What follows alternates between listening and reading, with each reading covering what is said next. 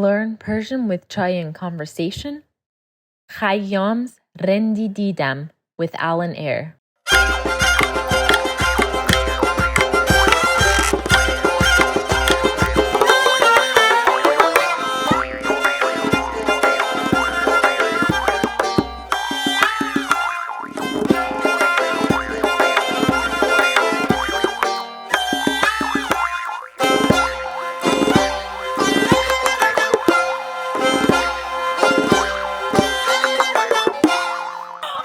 Well, Alan Eyre, thank you so much for being on the podcast today. It is an honor. Well, I went through our emails, and I got an email. Do you know when you first emailed me? 5 years ago? No, time flies. It was 10 years ago, November 2014. So you were my first email. You sent me an email, and you were like, "Damn it, Garm, great, you're doing great work." And it was the first. I forwarded it to my husband. I forwarded it to my business partner. I was like, "Oh my gosh, we are on to something." First I thought it was fake, and I looked you up, and I have the emails, I have the receipts where I was like, he has 29,000 followers on Twitter, and I think this is actually him. He's the State Department first Persian language State Department person. Yeah. I was so excited. It was my first celebrity email that I received. Well, that was damn it gam 10 years ago. So now it's damn it gam muzzle af doubled. Because now you're like this massive corporation cranking out great stuff. So I know I'm still here, but I feel like that was, it was such a big encouragement for me at the time, because you wrote to me about how it was helping you to understand the culture a little bit. It's fantastic. There's still stuff you put out, and maybe I shouldn't say this, but I'm like, hey, I didn't know that. I've been doing this since 1984, and I don't know how to say this. Yeah, that's amazing. Thank you so much for writing back then, and those small things that you do mean a lot to a person. And here I am, still 10 years later, still fantastic. Well, thank you for filling a gap. I really appreciate it. But I want to go back, and for people that don't know you, can you introduce yourself and say what you do?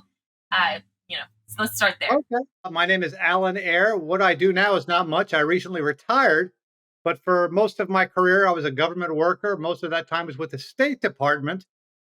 And because I love all things Persian and have been able to speak for an American pretty good Persian for a long time, I was fortunate enough to be involved with a lot of Iran-related stuff at the State Department. I was the only diplomat who was part of the team that did the U.S.-Iran, well, actually not just U.S.-Iran, the P5+1 nuclear negotiations with Iran from 2010 to 2015. I was the subject matter expert for the U.S. delegation. And then also they asked me to be the State Department's Persian language spokesperson.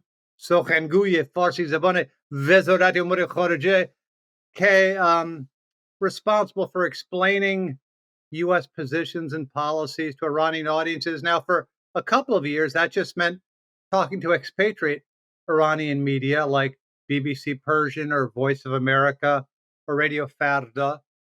But when President Rouhani became president and the pace of negotiations picked up in 2013, I also started getting access to Iranian media inside Iran, and so did that until we did the JCPOA.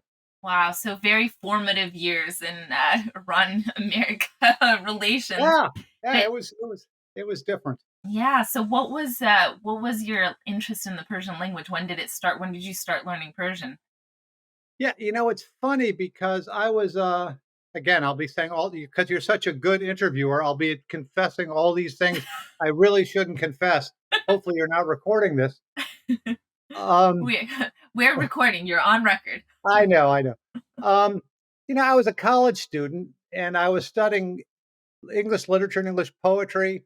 I loved poetry. I loved Cavalier poetry, which I don't know if you know is 17th century British poetry, like gather ye rosebuds while ye may, take advantage of life. And I was very into sort of Sufi mystic stuff.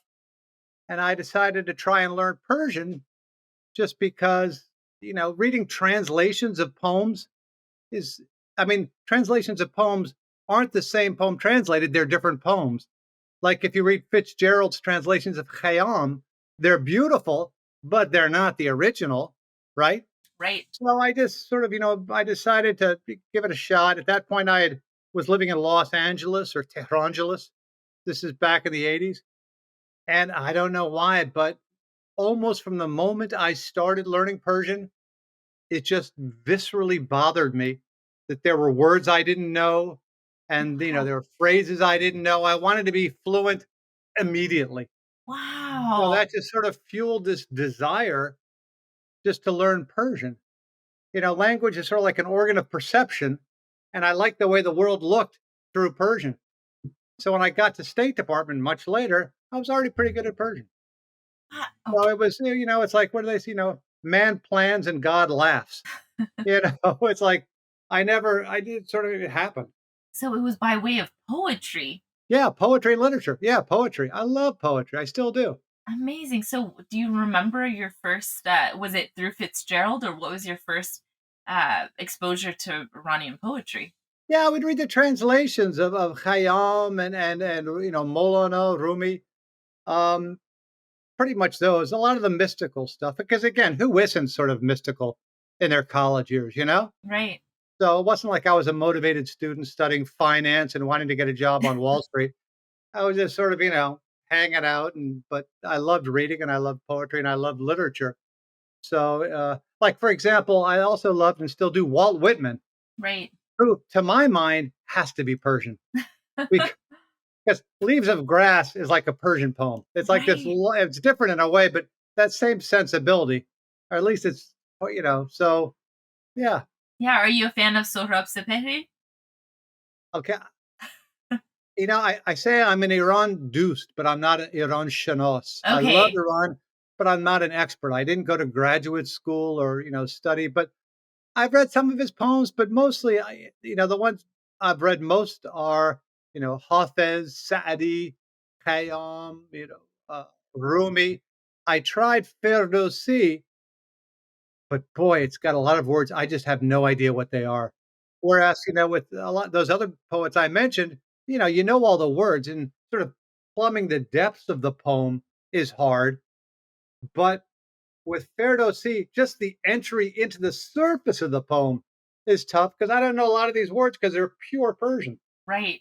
Well, even these other poets that you said, now there's still such a lack of resources to learn the Persian language. Yeah. How did you do it back then? What was your journey? It's again, I started in the 80s. Once I joined state and I was working on Persian as a job, it became a lot easier. Like, for example, I did 2 tours in Dubai in the United Arab Emirates, and there's so many Iranians. So I was speaking all the time.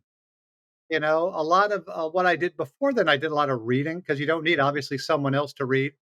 I mean, getting through my first book in Persian took incredibly long time, and I don't have the book still, but I'm sure I looked up one word every sentence. It got to the point where I had a Persian dictionary, and I could open to the right page just by experience. I sort of knew where everything was. So they say in Persian, "Kare niku kardan est por kardan est." To do something well, you have to do it often. And sometimes people ask me, they go, "What's the secret to learning, language? You must be so smart." And I'm like, "I'm not smart at all. It's just a question of I loved it, so I spent a lot of time doing it." And for languages, at least, it's not like solving a geometric theorem where you jump out of the bathtub naked and go eureka. It's just a question of the more hours you do, I think at least, the better you get.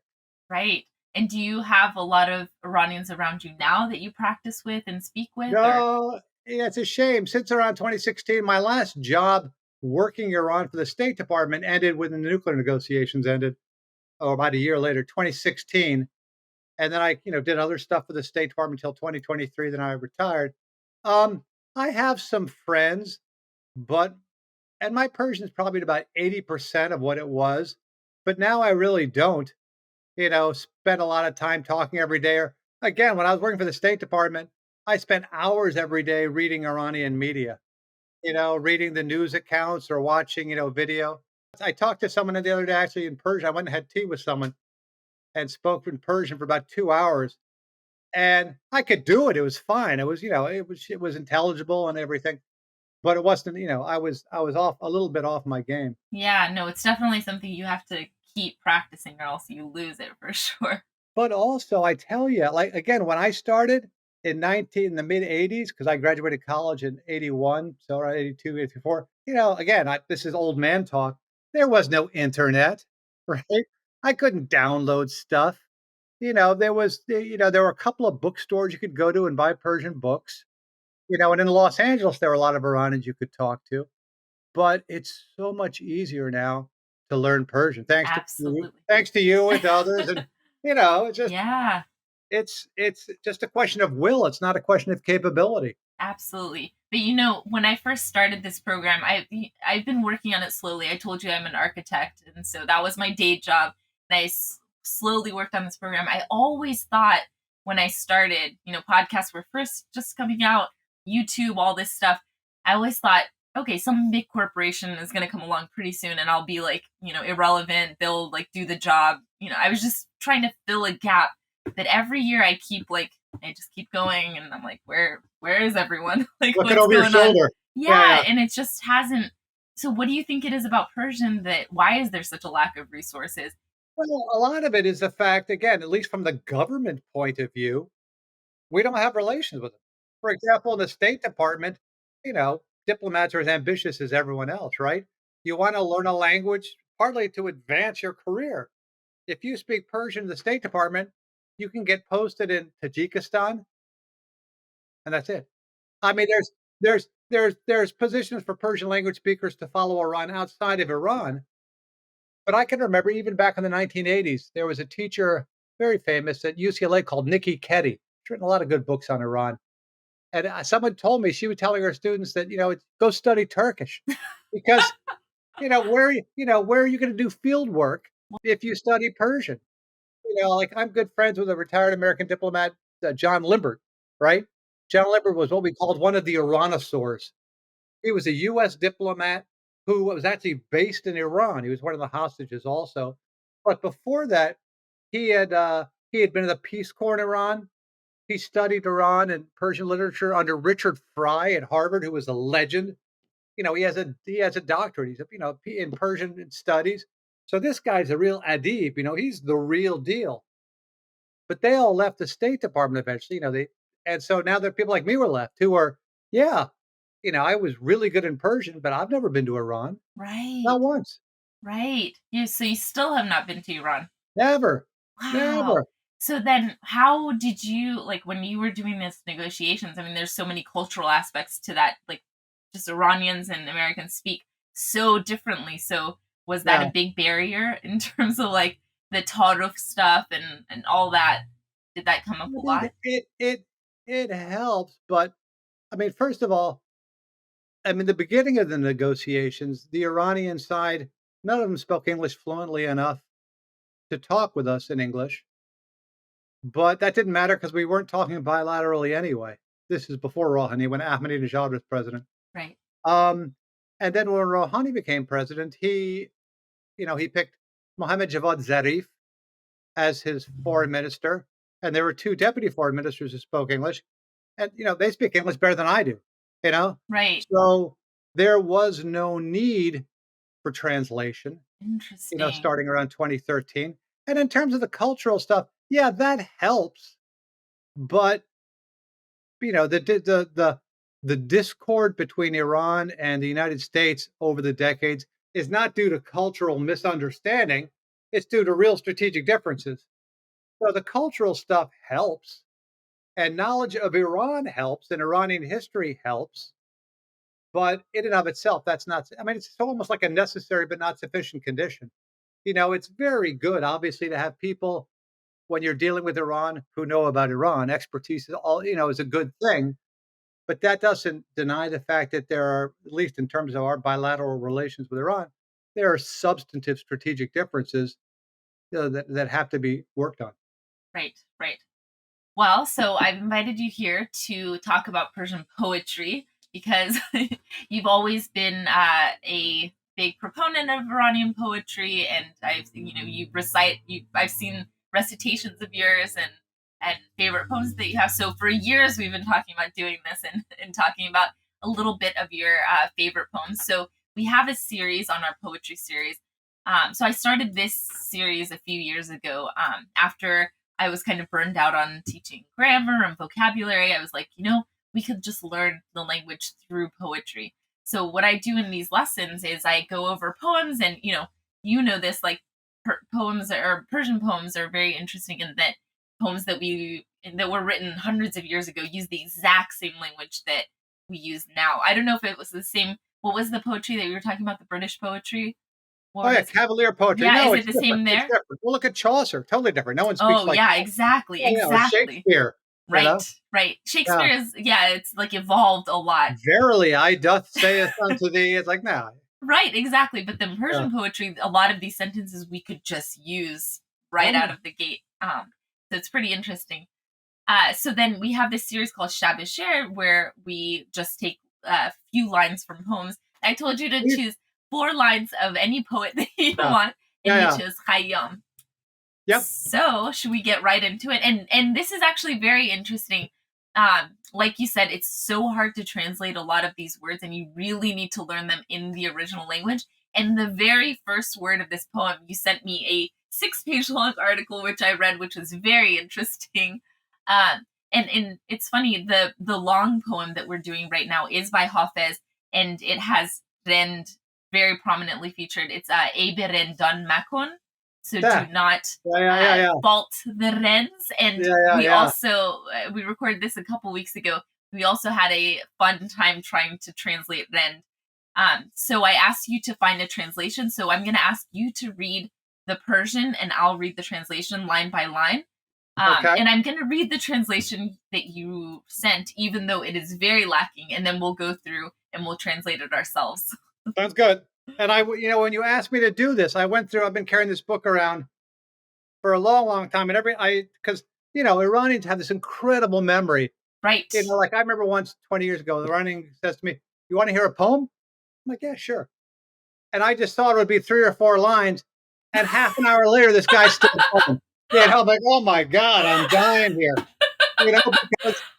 Because he was an older guy, and at that age, they just memorize stuff. Absolutely. To include poems. So anyway, I would write down poems in here. And the one I'm doing is one of the first ones I ever memorized myself. It's only 4 lines. Okay. And the authorship is disputed, but I think it's Khayyam. And it goes, rendee deedam nishaste bar khenge zamin. A sage was seated on barren earth. Na kofro, na Islam, na dunyo, na deen. Freed of guilt, desire, heresy, or faith. Na haq, na haqiqat, na shariat, na yaqeen. With no gospel, heresy, belief, or doubt. Andar do jahan ke ra bod zahre-een. Who in the 2 earths has such courage? Bah, bah. All right. That's a baller poem. Yeah. So this is the first poem that you memorized. Why? Yep. Tell us that first, and then because of the mystic connotations. It's this whole. And I sort of later I got into Buddhism and Stoicism, and there's a sort of very interesting intersection between all 3 of these. But it's it's just the sense you get of this guy sitting who has just divested himself of all these beliefs that support people, and is just existing again without these props that so many of us use just to get through the day and to make sense of the world. And the final line, Kira Bovad Zahrain, who has this courage? And again, it's the whole, again, in Sufi and Tasawwuf, the process of purging yourself and of getting rid of things just so you become who you are. That's there's lots of different strains in Persian poetry I like. There's a whole separate strain that Sadi has of sort of like a conduct manual. Like you read, Golistan-e-Sa'di, and he has, on the benefits of contentment or on the benefits of silence. It's sort of like how-to books. But there's also this separate strain of, it's almost 2-part. One is just purge yourself of all these delusions, what the Buddhists call Dhamma. And also, like gather ye rosebuds, enjoy the day, mechor, drink wine, just live in the present. Yes, Khayyam is very, very carpe Yeah. diem. Yeah, Yeah. let's Yeah. go over it. Let's start from the beginning and kind of go Okay. over it line by line and Okay. see what we come up with. So the first line again. Rendee deedam nishaste bar khenge zamin. Okay, so first of all, rendee deedam. So I saw a rend. Yeah. So Yeah. what is a rend? It depends when you ask, because Rend has this, as you read the article, has this polarity. It can be like this debauched libertine, sort of like, like in the old highlight magazines, you've got kids, they had Goofus and Gallant was the good kid, and Goofus was just the kid you don't want your kid to be, doing all the wrong things. And so one meaning of Rend is that, just someone who given to excess and drinking wine and hanging out and sloth and just Yeah. sort of, not really a motivated individual. I think my Yeah. gut translation of it is a rascal or a scoundrel, Rogue, like I've heard a also. Yeah, rogue. yeah, Oh, yeah, that's a good one. A yeah, rogue, yeah, yeah. yeah. But like the article said that it had this negative connotation, but Right. then often in poetry it kind of switches around to this like. So right now Yeah. we're looking at this person, this rend, and in this poem it might take on a different meaning than like a negative, like scoundrel. Yeah, yeah. And in this poem, it's the exact opposite. It's just, it flips. It's this person who's purer and sort of more choles, more not refined, but just as more pure, I think, more of a mystic. It's Right. sort of, again, the whole dichotomy, and so much of the Persian poetry I love is between the surface and the inside, the zahir and the batan, the inner and the outer. Right. And this is someone who inside has achieved that purity despite the outward appearance of being a thug, a rogue, a libertine, whatever. Right. Although we haven't gotten there yet. So Yeah. basically, the first line is just saying, "I've seen this Oh yeah, I rend." saw this guy, and it's funny. For years, I thought it was Chonak Zamin. Then I Ah, see it's like cool, but actually it's Chenge Zamin, and Cheng means two things. Cheng can mean like idiot, like right. Chenge Hoda. It's like this really not smart person, but it also can mean gray or white. So it's interesting. I'm not really clear what Cheng means, other than just it's like bare earth, Ah, or yeah. gray earth. On barren earth, nishaste Yeah, bar yeah. khinge zamin. Yeah, I mean, yeah, yeah, yeah. Yeah, And again, and he's not sitting in a chair. right. He's outside. He's in nature. He's Mm-hmm. sitting on the ground. Right. And I like that it's like rendi didam, so it's like describing Yeah, this thing that yeah. they saw in the past. It's just in passing. I saw this rend That sitting. happens a lot. That happens a lot in Persian poetry. Like, well, there are a couple of great. Oh, there's like two or three separate poems where a guy sees an owl talking. You know, Yep. And it's always like I saw this, and then there the moral gets delivered. Yeah, Right. yeah. Okay, so then the next line. Not kofro, not Islam, or not dunya, not deen. Oh, I love the way that rolls off. Yeah, Like, and I love yeah, that Nadonyo, Nadine. yeah, Like it yeah, just yeah, rolls yeah. and rolls and It's rolls. like yeah, exactly. So Yeah, yeah. not kof. So what's kof? Kof is the opposite of belief. Kofit is someone who denies, the truth. Okay. So Kofit is like, kafir comes from that. You look at the Arabic root kafir, KFR. Kofit means like disbelief. Mm, Yeah. yeah. And then when you're like exasperated with something, you say Yeah. kofram darumad. Yeah. It's Yeah. like Yeah. Exactly. it's Yeah. an expression of exasperation. Yeah. So Yeah. na Exactly. kofru na Islam. So Islam, not Well, yeah. Islam. See, again, the opposite. You said it Yeah. has neither of these two opposites. Right. Or not dunya, not the earth, Yeah. or not deen, not Yeah. heaven nor earth. Yeah. So it's again the two worlds of, not this world or the next, Mm-hmm. just bereft. Right. Okay, next line. And again, it goes on to develop this theme. The second and third line, na haq, na haqiqat, na shari'at, na yaqeen. So Well, haq again, within is truth. That's mm, like, it's the realization, like that famous apostate who said, anil haq, I am the truth.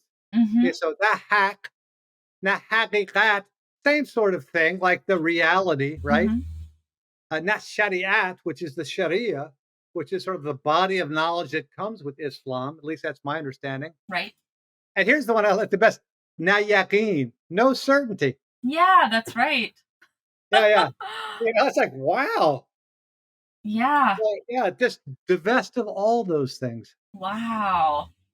Okay. And again, another rolling. I love how Yeah, it just yeah, yeah, rolls one into the other, just from yeah, a yeah, like lyrical perspective. It's really nice. yeah. And again, all negatives.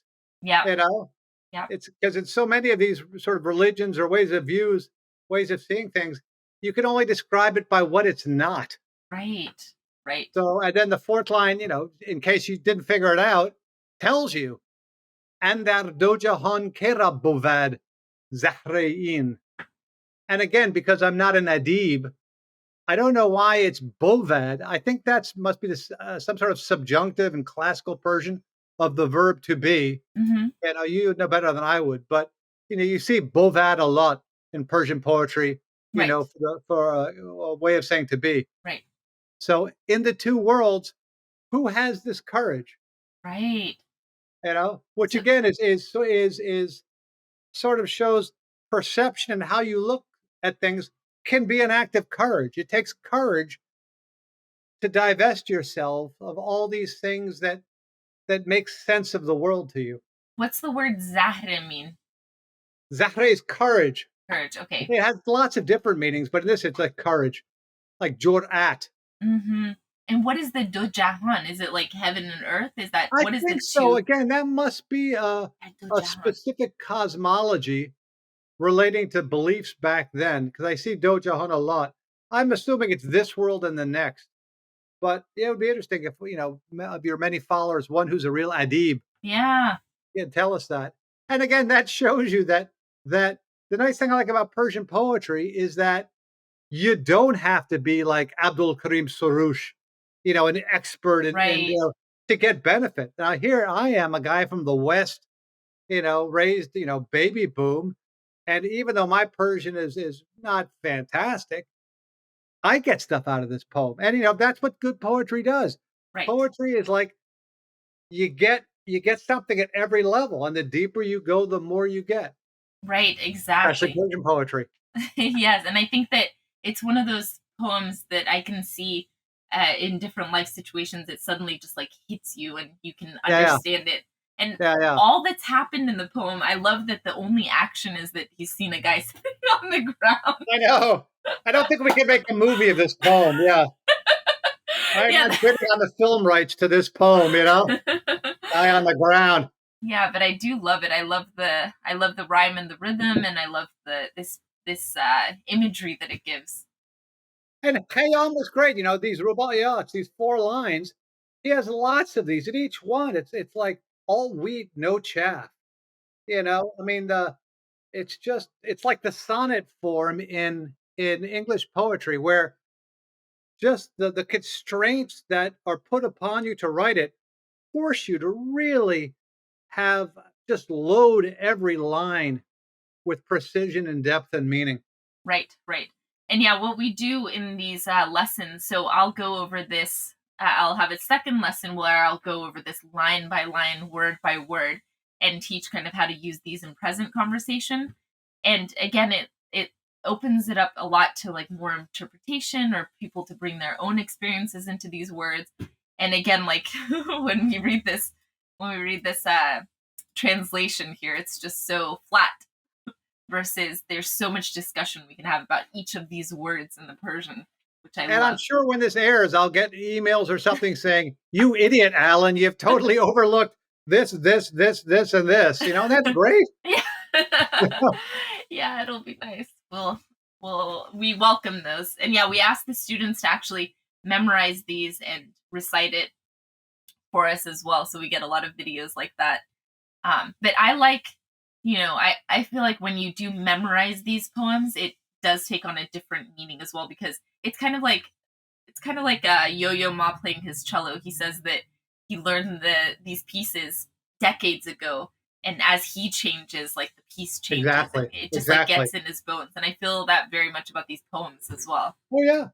like that famous saying, I forget who, you can't stick your foot in the same river twice. Oh, Not only absolutely. because the river changes, but you change.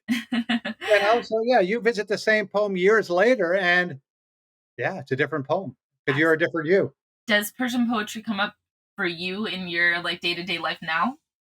I like to still read it. I like to still go through this book. I mean, for a while, I knew this, Mess like Cafe Dast. I had memorized Wow. all of these poems. Yeah. Now I've forgotten a lot of them, but I'm sort of trying again. So yeah,